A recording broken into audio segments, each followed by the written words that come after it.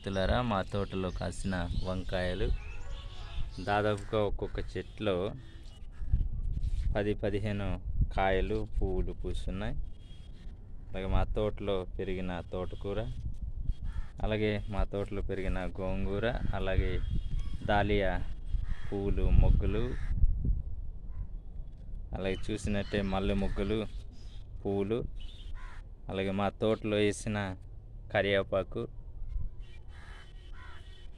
అలాగే కనకమూరల మొక్కలు, మిరపకాయ మొక్కలు, అలాగే మా తోటలో మంచిగా పెరుగుతున్న పుదీనా ఆకులు, అలాగే టమాటా బాగా కాసింది. దేవుడు మమ్మలను పోషించటానికి ఈ చిన్ని స్థలాల్లో ఇంత పంట కాయడానికి దేవుడు అనుగ్రహించి దేవునికి మహిమ కలుగును గాక.